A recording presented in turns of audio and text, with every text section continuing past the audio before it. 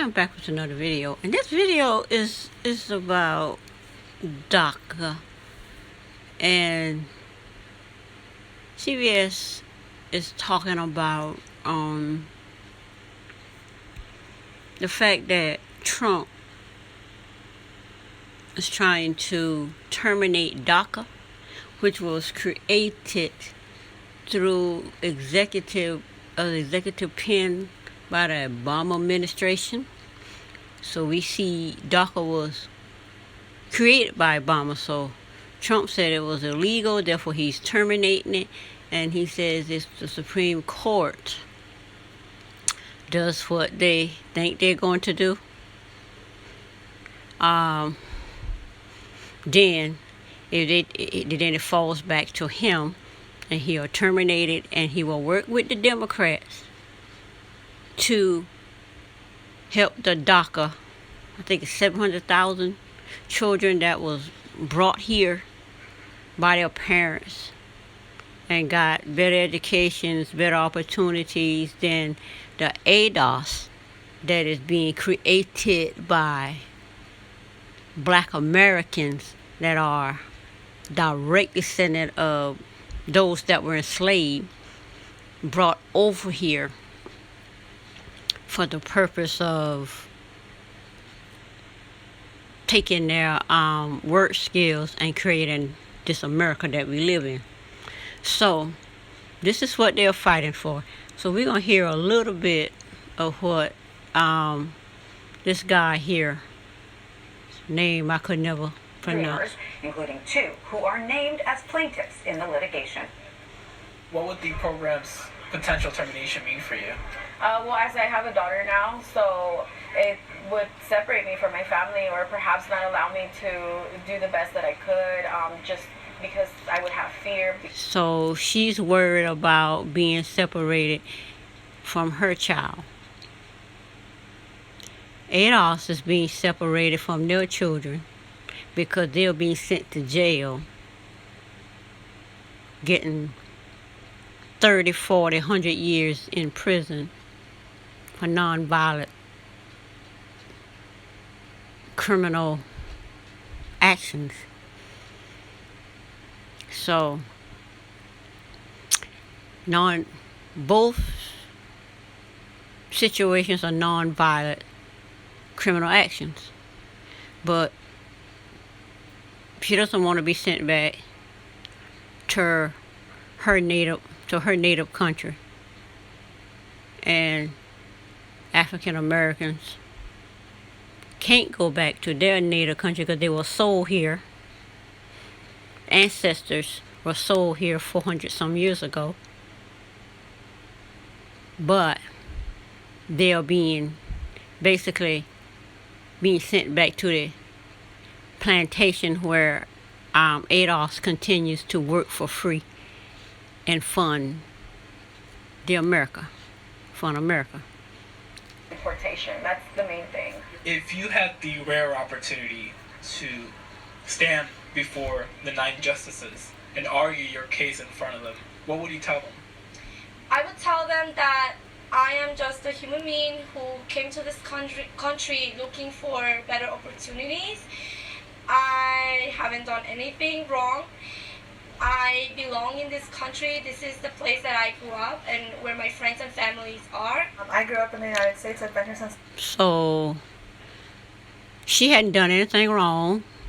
See, these are people that are going to the Supreme Court. And we see ADOS is also going to the Supreme Court through Byron because Comcast is trying to send African Americans, ADOS, back to 1865.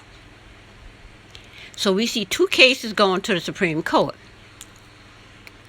Now, Daca don't want to be sent back to wherever they come from. I don't particularly know where these people come from, except that they came here and chose not to buy visas and become legal citizens, which is what they want African American ADOS to do, to go back to Africa, but to buy visas and passports passports and basically visas to go back to Africa and live a less quality life than the one they have here. For those that live pretty well. So she hadn't done anything wrong. She just came here for a better life. African Americans, ADOS, hadn't done anything wrong either. They don't want to go back to 1865, which is the plantations of slavery. But so her arguing points is the same as ADOS. You hadn't done anything wrong. We want to live a better life, and just like she does. ADOS want to do the same thing. We didn't ask to come over here. She came over here illegally. Well, we didn't ask to come over here, but were forced over here, drugged over here in a violent manner. She didn't ask to come over here either. She just walked in and decided, I'm not leaving. I want a better life, so I'm not leaving. So those are two different instances, but they're going to the Supreme Court to tackle Trump DACA termination, and ADOS is going to the Supreme Court to tackle Trump 1865, 1866 civil rights law, to basically terminate that law in the book. Both are terminations. But anyway, let's see what the third girl has to say. I was 3. This is my home. This is the place that I want to continue living in. So I have built everything that I know. To put me at risk to go back to a place that I don't know and that isn't home, it's just not right. And how does it feel to... So she said she came here and she built everything here, and it's just not right to send her back to a place that she don't know. ADOS says the same thing. We were traded and sold. We were sold and traded over here, and therefore ADOS doesn't want to go back to 1865. And ADOS has been over here wanting to live the same life they come over. The life that they come over here to live is the same life that ADOS has been over here fighting for since slavery ended. Therefore, ADOS been fighting 400 years. Slavery ended in 1866. So that's what? 1866. So that's about 200 years. So ADOS been fighting for the, been doing and fighting for the same thing that Daca is fighting for 200 years since slavery ended.